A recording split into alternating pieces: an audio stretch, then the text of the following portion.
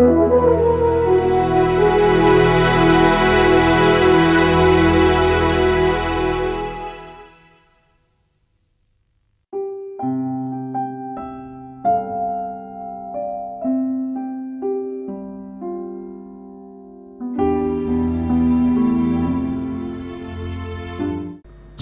Bapak Ibu, salam sejahtera dalam kasih Tuhan kita Yesus Kristus. Bapak Ibu saudaraku sekalian, Alkitab yang kita miliki ini sungguh-sungguh luar biasa.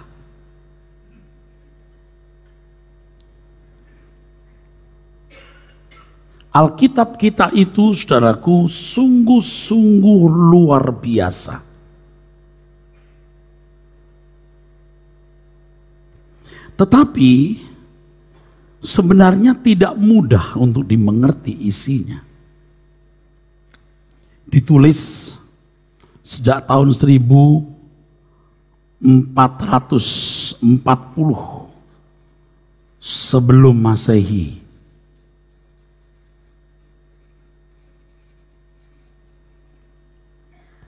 Sampai sekitar tahun 100 Masehi. Jadi kira-kira 1500 tahun.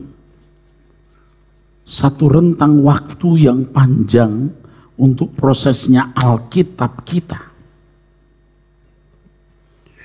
Bukan seketika Tuhan menurunkan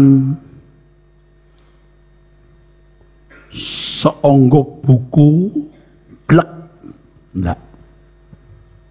Lewat proses yang sangat panjang. Dan orang-orang yang menulis Alkitab itu rata-rata orang cerdas, berpendidikan, cerdik cendekiawan. Sebab kalau Allah cerdas, penulis firman-Nya juga harus mengimbangi. Bukan orang yang tidak bisa baca tulis lalu bisa membuat satu kitab suci. Tidak mungkin. Ditulis oleh sekitar 40 orang dalam rentang waktu 1500 tahun, saudaraku. Alkitab kita terdiri dari Alkitab dari Perjanjian Lama,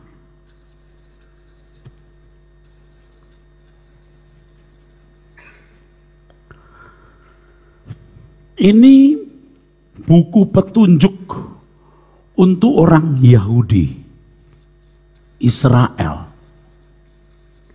Jadi Perjanjian Lama itu bukan kitab suci orang Kristen, tapi kitab sucinya orang Israel. Atau agama Yahudi atau Judaism. Ini saudaraku. Perjanjian Baru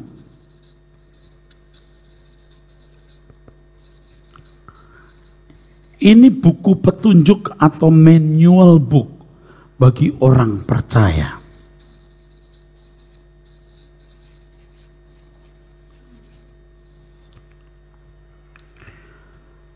Kita tidak boleh mengalaskan gaya hidup kita pada kitab Perjanjian Lama.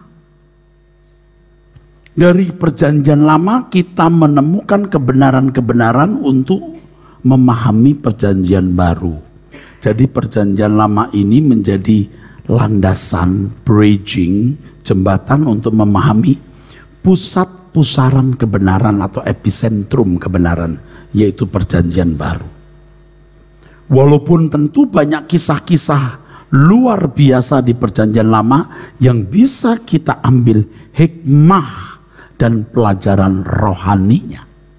Tetapi standar hidup moral kerohanian kita itu berpijak pada apa yang diajarkan Tuhan Yesus dalam Perjanjian Baru. Di Perjanjian Baru ada Injil. Injil. Kita tahu Injil artinya kabar baik. Matius, Markus, Lukas, Yohanes, itu Injil, saudaraku. Tetapi masalahnya kemudian muncul. Injil itu, saudaraku, juga Perjanjian Lama, kitab yang berpotensi untuk ditafsirkan suka-suka atau multitafsir. Jadi orang bisa menafsirkan suka-suka. Pendeta A bisa menafsirkan demikian, pendeta B bisa menafsirkan begitu. Padahal ini buku petunjuk. Betapa berbahayanya kalau salah memahami. Nah, orang-orang Kristen yang masih, maksud saya yang tidak mengerti kebenaran, tidak cerdas, sering mengambil ayat-ayat Perjanjian Lama sebagai buku petunjuk untuk hidup umat Perjanjian Baru secara harafiah. Seakan-akan kita ini memiliki standar moral seperti umat Perjanjian Lama. Ini keliru. Khususnya gereja-gereja yang, atau saudara-saudara kita yang orientasi berpikirnya pada berkat jasmani, pemenuhan kebutuhan jasmani cocok.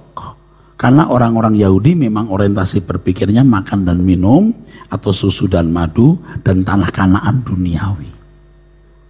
Mereka pikir Alkitab loh, firman Tuhan. Tapi jangan lupa ini jadi landasan sebenarnya. Ini bridgingnya, sedangkan yang menjadi epicentrumnya itu Perjanjian Baru. Tapi memahami Injil yang adalah isi Perjanjian Baru tidak mudah, multitafsir. Jadi kalau sampai salah mengajar, bahaya sekali, saudara. Bayangkan kalau orang tidak tahu bagaimana mengoperasikan mobil, lalu bahan bakarnya diisi kopi. Wah, kok nggak jalan? Wah, barangkali air laut, diisi lagi air laut. Orang yang tidak tahu mengendarai mobil-mobil baru ini kan juga bingung. Mana nih lubang kuncinya? Kok nggak ada lubangnya? Lubang hidung ada, lubang kunci nggak ada lubang kunci. Caranya bukan begitu. Ini tombol dipencet, rem dipencet, tombol dipencet, gitu. Jadi dia bisa nggak jalan tuh mobil. Pencet, nggak bisa. Pencet rem, baru gitu. Lihat manual booknya. Tapi Injil ini multitafsir, bisa ditafsirkan kemana-mana. Berat kan, saudara? Repot kan? Kalau Perjanjian Lama jadi manual bukunya orang Yahudi tidak terlalu sulit. Karena itu berbentuk syariat, hukum-hukum yang penafsirannya gampang. Gampang, namanya hukum. Seperti hukum-hukum yang kita kenal di banyak agama itu kan gampang. Ini halal, ini haram, tidak boleh punya ini, tidak boleh punya itu, tidak boleh bikin ini, tidak boleh bikin itu. Easy to know dan easy to do. Tapi kalau Injil seperti cerita-cerita, lalu Tuhan berkata, kalau kamu mengasihi nyawamu, kamu kehilangan nyawa. Artinya apa? Ya udah ditafsirkan suka-suka. Tetapi Tuhan itu maha cerdas. Ada kunci rahasia mengerti Injil dengan benar. Kita baca yuk Yohanes. Injil Yohanes di dalam pasal yang terakhir dan ayat terakhir kedua dari belakang. Jarang ayat ini dikhotbahkan. Seumur hidup saya belum pernah mendengar orang khotbah. Seingat saya loh. Yohanes pasal yang terakhir. Ayat yang kedua dan kedua terakhir, lalu yang paling akhir. Demikian firman Tuhan, dialah murid yang memberi kesaksian tentang semuanya ini, dan yang telah menuliskannya, dan kita tahu bahwa kesaksiannya itu benar. Masih banyak hal-hal lain lagi yang diperbuat oleh Yesus. Tetapi jikalau semuanya itu harus dituliskan satu persatu, maka agaknya dunia ini tidak dapat memuat semua kitab yang harus ditulis itu. Ternyata selain Injil ada banyak lagi yang dilakukan Tuhan. Tentu yang dilakukan artinya semua yang diajarkan, sebab tindakan-tindakan Tuhan itu memuat nasihat dan ajaran. Masih banyak yang dilakukan. Tapi jika semuanya itu harus dituliskan satu persatu atau secara detail, maka agaknya dunia ini tidak akan dapat memuat semua kitab yang harus ditulis itu. Lebay dong. Dulu saya terus terang melihat ayat ini lebay. Mosok. Tapi cuman gak berani ngelawan Alkitab. Sekarang saya setuju ini benar. Mengapa? Karena Tuhan Yesus itu hikmat sendiri. Yang unlimited. I am the truth. Jadi kalau semua hikmat, semua marifat yang Tuhan Yesus miliki harus ditulis, tadi harus dituliskan, tidak cukup. Karena tidak terbatas. Amin saudara. Amin. Ayat 24 coba kita perhatikan saudaraku. Dialah murid yang memberi kesaksian tentang semuanya ini. Ya. Dan yang telah menuliskannya, dan kita tahu bahwa kesaksiannya itu benar. Itu Yohanes. Ada berapa murid Tuhan Yesus? 12. Satu berkhianat lalu digantikan. Kalau 12 yang menulis termasuk Yudas, seandainya nggak keburu mati, ada 12 Injil.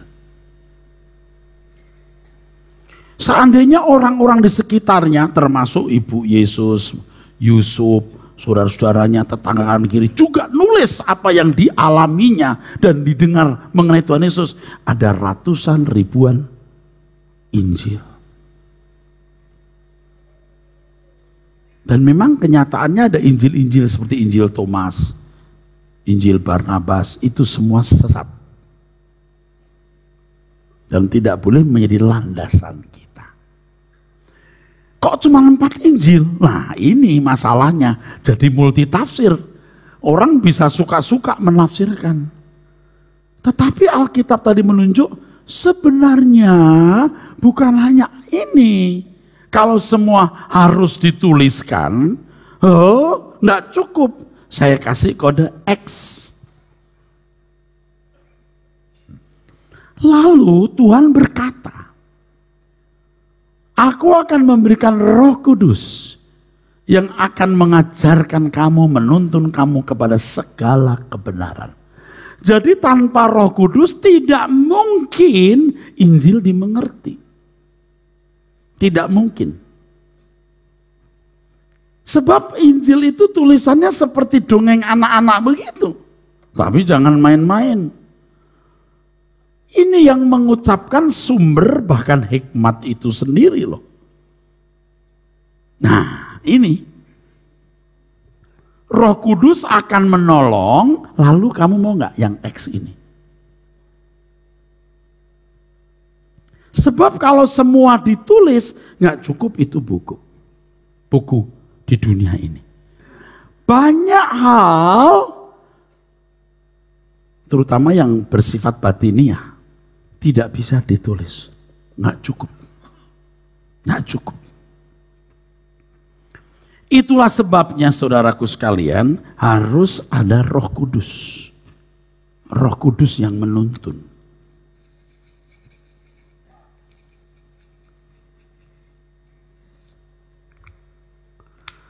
Masalahnya lagi saudaraku, semua juga ngomong kok Roh Kudus pimpin, Roh Kudus pimpin. Kok semua punya Roh Kudus tapi beda tafsirannya. Betul nggak? Ya Pak, itu kan memperkaya. Oh enggak, ada yang benturan juga. Semua juga bilang Roh Kudus. Nah kita harus mengerti, saudara. Ternyata untuk mengerti Injil itu mahal harganya. Lukas 16:11.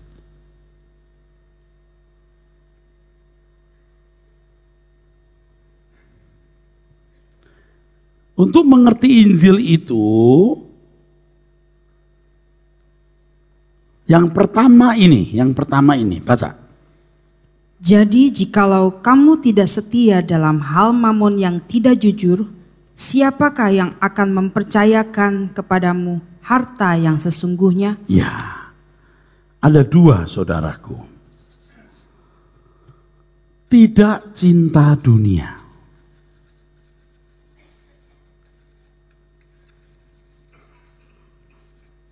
Ini harga mati. Ini harga mati. Kalau orang masih berharap dunia dapat membahagiakan, Anda tidak akan mengerti Injil. Tapi itu pendeta khotbah kok Pak, biar dia cinta dunia. Saya jawab nanti. Saya jawab, sekarang belum. Yang kedua, Matius 5 ayat 8. Suci akan melihat horao. Akan melihat Allah itu to attain to a true knowledge of God. Memahami kebenaran Tuhan. Ayo baca Matius 5:8. Berbahagialah orang yang suci hatinya, karena mereka akan melihat Allah. Dua hal ini kalau saudara tidak pahami, tidak lakukan, sampai mati Anda tidak pernah mengerti Injil. Mengerti di sini maksudnya mengerti dari pengalaman, ya. Anda hanya punya rumusan-rumusan dan definisi-definisi. Banyak orang Kristen itu Kristen definisi, Kristen rumusan. Misalnya saudara punya definisi apa? Allah itu baik, betul nggak? Definisi kan? Lalu pendeta akan khotbah baiknya itu begini, pendeta yang lain baiknya itu begitu, macam-macam. Tinggal bagaimana perspektif masing-masing pendeta itu. Nah sekarang yang lebih laku Allah itu baik karena memberkati usahamu, anakmu sukses, kamu punya rumah, punya kendaraan, semua running well. Ini kalau baiknya model begini ya, orang Kristen abad mula-mula sampai abad ketiga bukan Kristen. Karena Allah nggak baik. Allah jahat. Mereka miskin, teraniaya, terbuang dari masyarakat, kehilangan keluarga. Nah itu beda dong Pak. Oh enggak boleh begitu karena kebenaran itu harus bisa dikenakan dalam segala situasi. Tidak boleh untuk situasi tertentu, itu bukan kebenaran. Masa-masa aniaya, kebaikan Allah tidak bisa diukur dengan berkat. Tapi kebaikan Tuhan ukurannya ini satu, dia mati di kayu salib, semua sama, amin. Dua, dia memberikan Roh Kudus, amin. Tiga, dia memberikan kebenaran Injil yang mengubah manusia. Empat, melalui segala hal dia menyempurnakan kita. Oh, kapan aja ini bisa diterima? Angkat tangan, tepuk tangan, tepuk tangan. Amin, saudaraku. Ini dia, saudaraku. Ini kebenaran. Kalau seorang wanita berkata, aku menerima engkau sebagai suamiku. Sudah terima belum? Itu baru rumusan sebenarnya. Baru sebuah kredo atau pengakuan. Apakah dia menerima suaminya tergantung hidup tiap harinya nanti. Ketika hidup bersama, suaminya banyak duit, dan sekali-kali juga punya duit. Gimana? Waktu suaminya marah-marah, lagi sewot-sewot, karena punya masalah di pekerjaan yang tidak selesai, bisa. Ternyata dia pintar nyanyi, Bukan hanya pada waktu bangun, tidur pun nyanyi kenceng.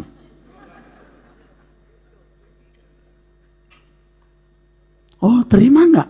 Nah, mudah pria berkata, aku menerima engkau sebagai istriku. Itu masih rumusan atau definisi. Nanti hidup tiap harinya waktu hormon istri lagi tidak stabil. Hormonnya entah ada apa, marah-marah. Yang tadinya slim and beautiful sekarang mulai seperti itu.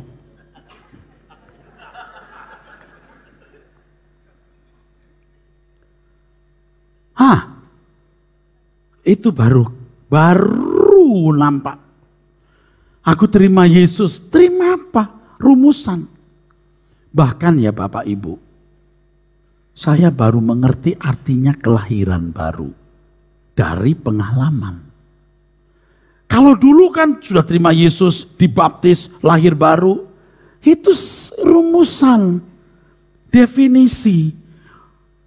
Merasa sudah lahir baru, merasa dari apa yang diyakini.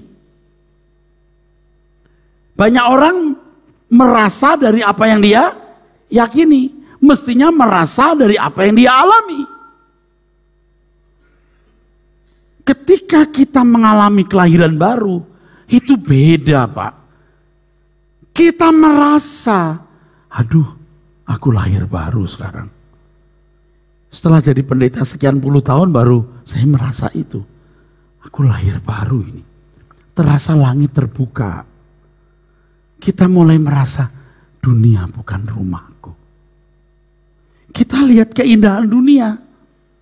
Kita tidak berhasrat lagi. Kalau aku pakai pakaian bagus, aku pantas. Bukan karena dinilai wah.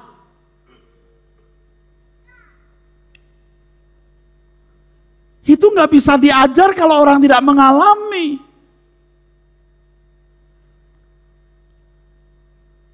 Orang yang lahir baru itu lihat dosa itu jijik. Walaupun mungkin masih bisa salah. Tapi tidak ada niatan untuk memperbuat dosa. Nah ini kalau orang sungguh-sungguh mengerti Injil yang benar. Itu harus tidak cinta dunia. Harus tidak ada niat sedikit pun untuk menyakiti hati Tuhan. Baru sudah merasa merdeka di situ. Tidak cinta dunia artinya tidak mengharapkan dunia membuat Anda bahagia. Apapun tidak akan membahagiakan aku kecuali Tuhan. Jadi saudara tidak akan serakah dan mengingini ini, mengingini itu lagi. Sama sekali tidak. Tidak jadi miskin loh. Ini standarnya bro. Ini standar Kristen yang benar itu begini.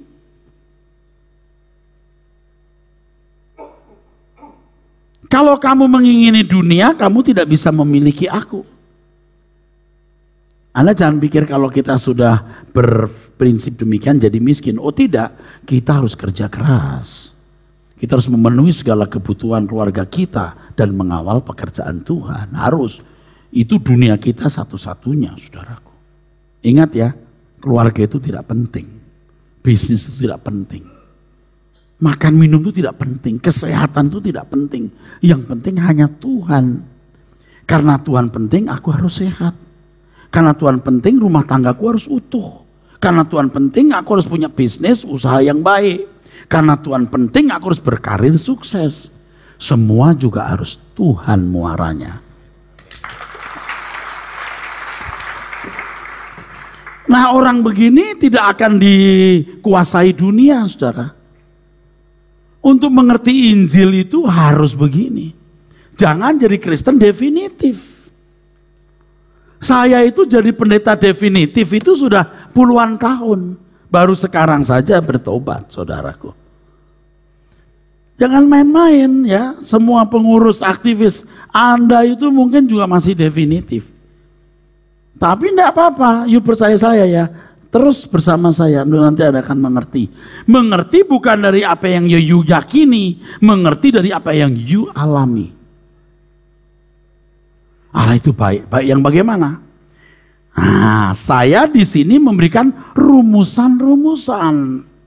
Saya memberikan definisi-definisi. Adapun rumusan definisi jadi kehidupan yang saudara alami, urusan saudara dengan Tuhan tiap saat. Aku tidak berdaya, aku tidak sanggup, aku tidak mampu apa-apa di sini. Jadi saya membantu saudara cuma 0,5% dari 100% atau cuma 1% atau 2%. Selebihnya saudara dengan Tuhan. Sekarang bayangkan kalau Anda datang ke gereja, setelah itu pulang. Yang dikhotbahkan tidak benar lagi. Saudara itu nggak beda dengan orang kafir. Cuman bedanya mereka tidak punya Yesus, Anda punya Yesus. Tapi kualitas hidup saudara tidak beda. Bahkan tidak jarang orang Kristen lebih rusak. Coba cara Anda menghadapi bawahan, atasan, pembantu rumah tangga, sopir, gimana? Memanusiakan mereka. Bagaimana saudara menanggapi keadaan dunia yang genting ini? Mungkin Anda juga nggak tahu dunia ini genting. Karena Anda sibuk dengan urusan saudara sendiri.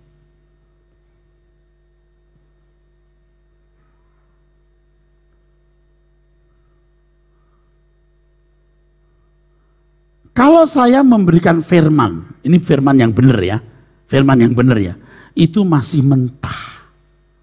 Daging mentah, yuk makan jadi racun. Betul nggak? Bisa mati kan, bisa rusak maksudnya, bisa sakit. Apalagi bukan daging. Entah apa gitu, kasih mati. Cuman matinya nggak langsung plek. Itu di kekekalan nanti baru ketahuan matinya. Ya memang di dunia kalau yang dikonsum itu salah juga udah kelihatan. Minum air putih sebotol dengan minum minuman keras beralkohol 40% sebotol beda. Sebotol glek-glek. Saya bisa minum 500 atau bahkan 700 atau berapa yang gede itu glek-glek bisa. Botol bisa 1,5, botol kecil itu. Glek. Kalau pagi itu minum, malam mau tidur juga minum. Kalau malam suka terganggu tidurnya ya. Tapi minum banyak itu bagus. Kalau minum air putih sebotol, Pak. Kalau minuman beralkohol sebotol.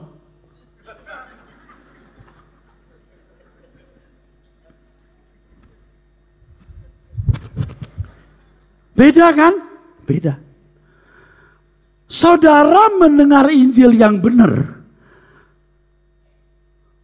atau mendengar Injil yang salah, beda. Injil yang salah you celeng. Pikiranmu masih dunia. Biar you punya definisi rumusan, oh Tuhan begini begono, you masih celeng. You belum anggota keluarga kerajaan Allah. Kalau anak Allah nggak begitu, the world is not my home. Itu baru. Jadi kalau saya jujur ngomong, Anda nggak tersinggung ya? Betul? Sebagian kecil saudara yang lahir baru. Tapi bukan berarti Anda masuk neraka. You hanya menjadi anggota masyarakat kerajaan surga, tapi bukan anggota keluarga Allah. Dan tidak bisa dimuliakan bersama Yesus. Tepuk tangan untuk kebenaran ini. Tepuk tangan dengan sendu ini yang ini, nggak apa-apa deh. Ya harus saya kasih tahu. Udah ke gereja, udah bertobat, udah lahir baru. Dia sudah hidup baru loh. Dulu dia main perempuan, sekarang enggak. Ya, kalau cuma tidak main perempuan mah belum lahir baru, bro. Tapi dia plus jadi pendeta, jadi aktivis, tidak bengek. Enggak. Lahir baru itu nanti akan bermental Allah, berwatak Tuhan. Saya kasih tahu ya saudara, saya sudah sering berkali-kali ngomong, udah sering berkata. Saya kalau sudah tahu kebenaran ini 10 tahun yang lalu, saya akan merubah banyak orang. Sekarang saja baru sangat signifikan merubah. Itu pun yang saya rubah bukan jemaat. Ini loh, aktivis sekitar saya ini loh. Dia harus lihat hidup saya baru, oh begini ya anak Allah. Saudara kan cuma lihat saya di mimbar. Tetapi dengan saya mengalami kebenaran, saya dapat banyak tambahan. Lalu khotbah saya pasti akan menjurus terus kepada penyempurnaan. Dan pengalaman-pengalaman yang Anda tidak temukan di buku lain. Sebab itu di buku yang X tadi. Saya serius. Bukan mau dipuji. Bukan mau dibanggakan. Kalau Anda berkata, mau dipuji. Kau jangan lihat muka aku lagi. Aku tidak peduli kau siapa. Saya cuma mau you bertobat seperti saya bertobat. Mana ada pendeta yang berkata, rasanya sekarang saya baru lahir baru. Kalau itu memang benar, kenapa? Kok malu? Memang ada proses. Jadi mindset saudara dari rumusan-rumusan definisi-definisi itu diubah. Oke? Dengan diubah, Anda tiap hari mesti ketemu Tuhan. Doa 30 menit, mendengarkan CD khotbah. Lewat semua peristiwa Anda teliti. Bagian mana hidupku yang diubah Tuhan. Baru saudara berubah. Jika saudara berubah, lingkunganmu pun berubah. Seperti hangatnya panas. Sebenarnya cuma begitu merubah orang. Jadi saya cuma merubah definisi saudara. Tapi yang betul-betul saya ubah itu harus orang dekat saya. Kecuali mereka tidak mau berubah. Oke, saya ulangi. Hidup kita harus diubah. Baru saudara bisa menggambar wajah Tuhan dalam hidup saudara. Kalau saya suruh orang, tolong gambar ayam. Pasti dia punya gambar yang mirip-mirip. Ada yang begini. Yang lain begini.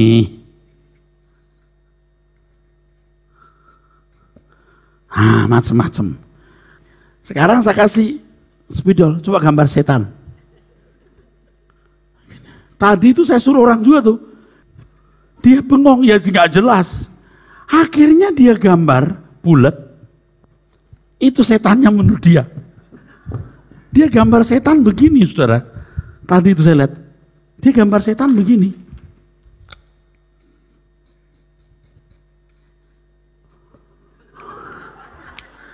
Saya bilang itu bukan setan, itu cumi.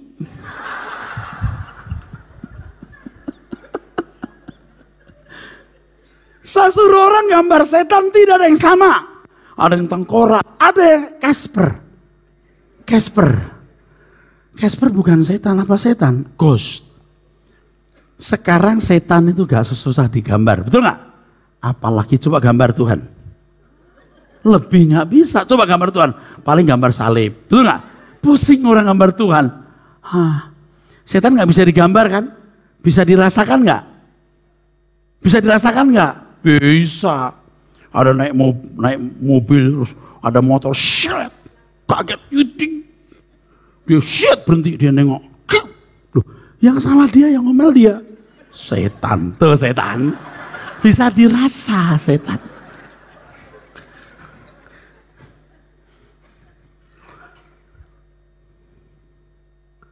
Betul nggak? Betul nggak? Setan itu bisa dirasa. Pernah sudah dirasa setan? Pasti pernah. Setan bisa digambar? Dirasa? Bisa.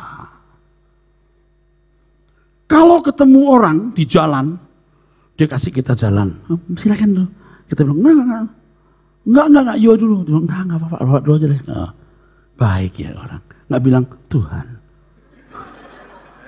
Betul nggak? Baik ya. Tapi kalau ketemu dia tiap hari, dia nolong, ternyata dia jujur segala macam. Ajaib orang ini. Bukan baik, tapi ajaib orang ini. Anak Tuhan. Siapa yang tahu saya anak Tuhan? Kan orang dekat saya, bro.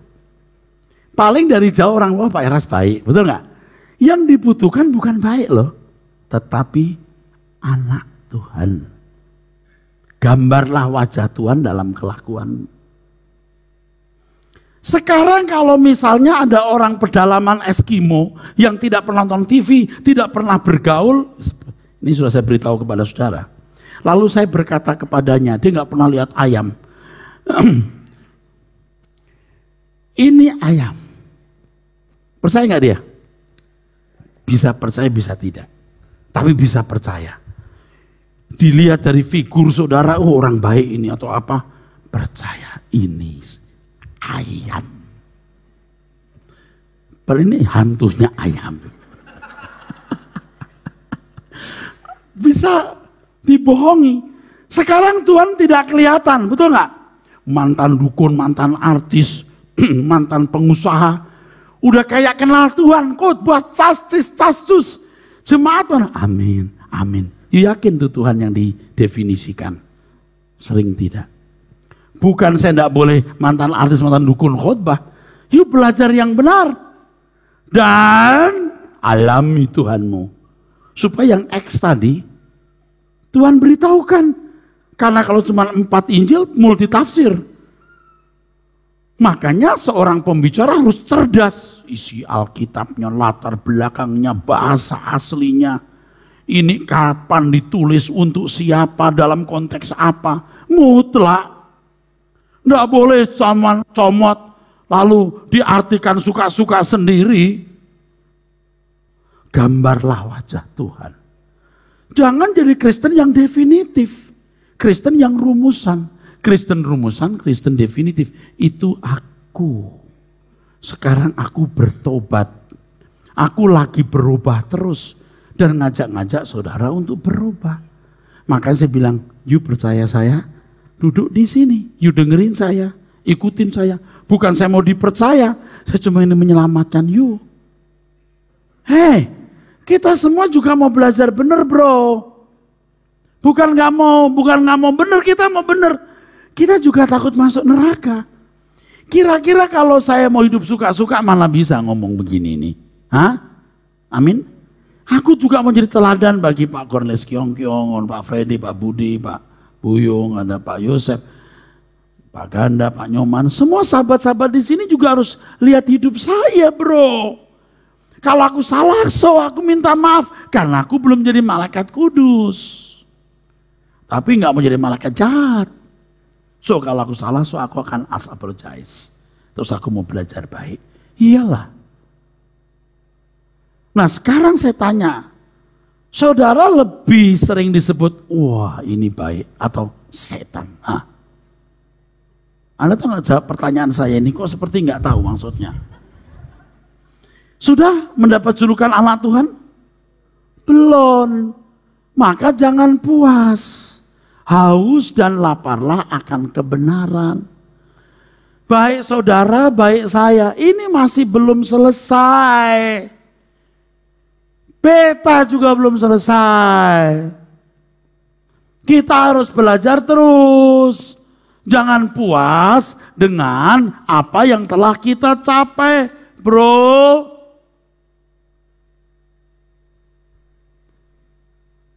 Kalau kita sekarang ini ada di sini, dengarkan kebenaran ini. Dan kalau ada hari-hari yang lain, ada CD khotbah, kejar.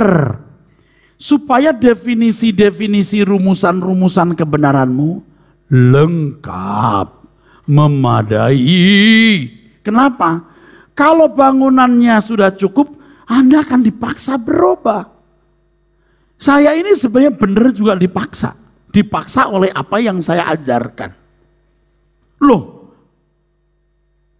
kalau saya mengajarkan khotbah-khotbah kayak dulu, satu pihak saya khotbah, pihak yang lain saya punya banyak hal-hal yang Tuhan tidak berkenan. Tapi dengan belajar kebenaran, saya dikejar kebenaran itu saudaraku. Lalu timbul kehausan. Kebenaran-kebenaran ini mengubah. Saudara jangan banyak mulut. Wah teologi ya, Tuhan tuh begini begitu. Hai, alami Tuhanmu. Jangan cuma punya rumusan atau definisi. Rumusan definisi bisa kamu tangkap dari khotbah, tangkap dari buku, tangkap dari seminar. Tetapi yang Tuhan kehendaki, Anda menangkap dari Tuhan sendiri. Beri tepuk tangan untuk kebenaran ini. Jadi Bapak Ibu ingat, saudara kalau hanya ke gereja dengar khotbah saya, Aduh Pak, Bu, nothing. Daging mentah. Daging tapi mentah. Apalagi yang bukan daging, rusak sudah. Paham ya Bapak Ibu? Halo? Urusan saudara hari-hari sekarang hanyalah Tuhan. Kapan kita kerja Pak? Kerja buat Tuhan. Kapan kita berumah tangga? Berumah tangga untuk Tuhan. Jangan sampai Anda mengalami ini.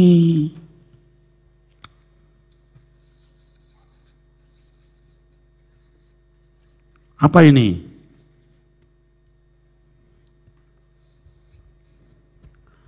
Apa ini? Coba di center yang jelas.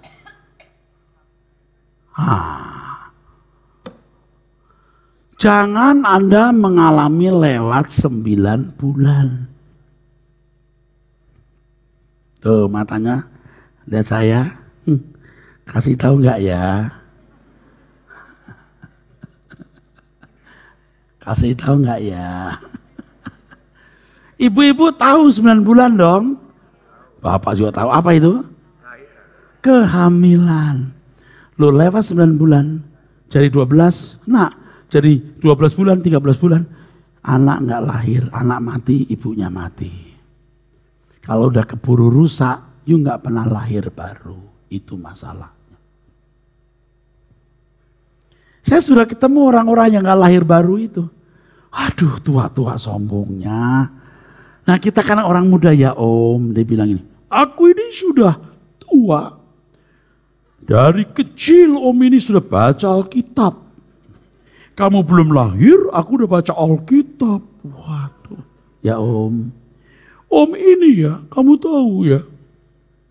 Udah hidup 3 zaman sampai 4 zaman. Oh gitu ya Om. Zaman Belanda, zaman Jepang, zaman Republik. Sombong ini Om. Udah jangan ngajarin Om. Om udah banyak makan asam garam hidup sampai darah tinggi. Kalau begitu saya nggak khotbah lagi. Ya Om, baik Om, baik Om. Capek ngurusin begini. Kita ngomong sepatah dia buat 2 patah Pak. Susah dia. Ternyata begitu ada nona-nona lewat. Siapa itu? Lah Om, ini Om 4 zaman. Om 4 zaman. Om zaman edan. Ya Om, satu. Yang kedua, yang sampai lewat. Ya, orang kaya. Saya sudah lihat orang kaya yang tidak akan pernah selamat lahir baru. Sombong, pinter ngomong tentang Tuhan. Oh, you gak akan pernah selamat. You punya definisi-definisi. Saya nggak yakin hidupmu meneduhkan orang lain tiap hari. Kalau ketemu kita ya sopan, ya ngomong, tapi kita teropong. Nah. Pelayan restoran salah aja, setan kamu. Nggak pantas, ini nggak kelas lawan dia. Waduh ngomongnya saudaraku. Makanya kalau ada orang-orang kaya ini jangan sombong. Saya tenang Pak. Pak Eras butuh dana berapa? Tolong dicek. Rehoboth nggak terima sumbangan. Enggak. Tapi Rehoboth terima pengembalian. Sumbangan dengan pengembalian beda loh.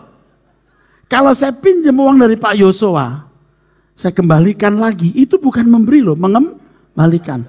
Saudara diubah dulu otakmu, ke hidupmu, sampai sadar, everything you have belongs to God, you milik Tuhan, you baru memberikan persembahan. Berapapun, enggak pun enggak masalah. Jangan, butuh berapa ya Pak? Kurang ajar kamu. Bukan saya ngomong ini mau melukai orang kaya. Yang terluka itu pasti orang yang merasa kaya.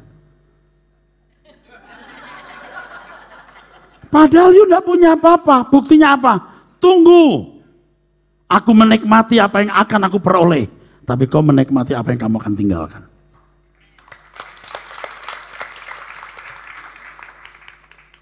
Loh, amin saudara. Makanya kita tidak boleh duniawi. Pokoknya kita selon buat Tuhan. Karena kita juga udah nothing tulus. Emangnya seneng, punya gereja besar. Dulu, sekarang enggak. Sekarang banyak begini lalu yang lahir baru cuma 6 orang. Apa enggak rugi kita?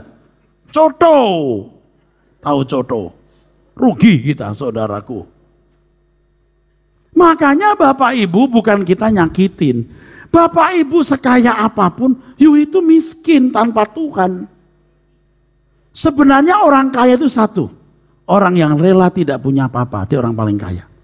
Demi Tuhan Yesus, orang kaya adalah orang yang rela tidak memiliki apapun. Sebab orang yang rela tidak memiliki apapun, memiliki Tuhan.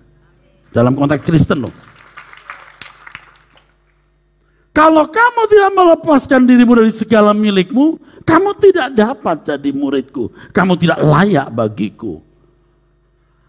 Makanya orang-orang Kristen definitif tadi, rumusan-rumusan itu, dia nggak akan bisa mengerti kebenaran. Dia cuma punya ilmu tentang kebenaran. Makanya kita nggak mau debat. Wah jauh saya ngajak debat-debat begitu. Nah masalahnya hari ini saudaraku, makin hari itu makin rusak. Aduh dunia makin rusak. Sampai lewat 9 bulan ini. Anak-anak kecil aja udah rusak. Nah maaf ya Bapak Ibu. Jangan-jangan Bapak Ibu ini ada yang sudah stadium 9 bulan. Lewat? Enggak lewat Pak. Masih di sini masih ada potensi. Jangan sampai lewat.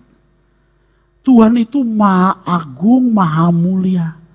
Itu tidak bisa diberi barang murah. Anda harus berpikir begini. Perhatikan, harus berpikir begini. Sebaik apapun perbuatanku, sesuci apapun, belum memenuhi apa yang Tuhan inginkan.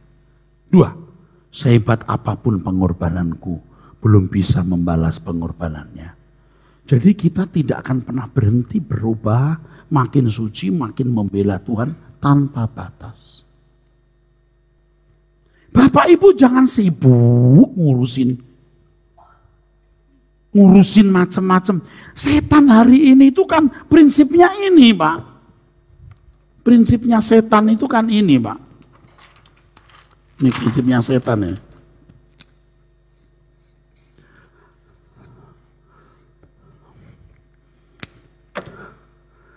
ABT. Asal bukan Tuhan.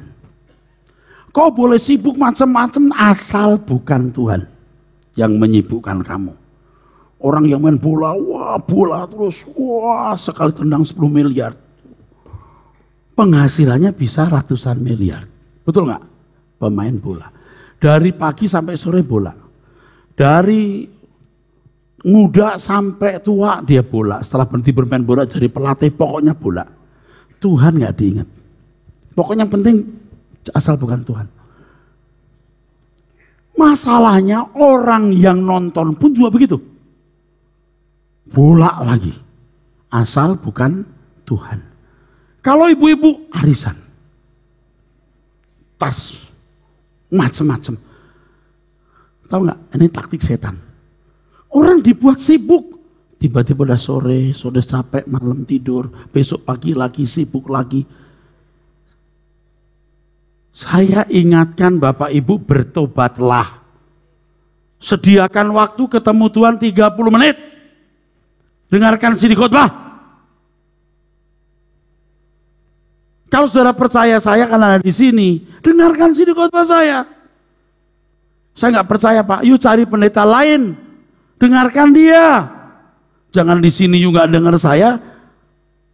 Di luar juga nggak punya pendeta, kan kacau atau nggak jelas. Tapi kalau saudara ada di sini, waduh ini tempat yang tepat untuk saudara. Sudah jarang ada gereja model begini nih. Yang dipikirkan bagaimana sempurna, bagaimana tidak mencintai dunia, kerja keras bertanggung jawab. Ini indah sekali saudaraku. Setan tuh buat orang sibuk kalau anak muda gadget-gadget, terus nanti hobi apa hobi ini. Pokoknya asal bukan Tuhan. Begitu umur 25, 30, 35, nggak bisa diubah lagi. Zaman kita dulu Pak umur 25 masih bisa diubah. Sekarang umur 20 tahun udah rusak. Dan terutama Bapak Ibu, tekunlah, jangan menunda. Amin.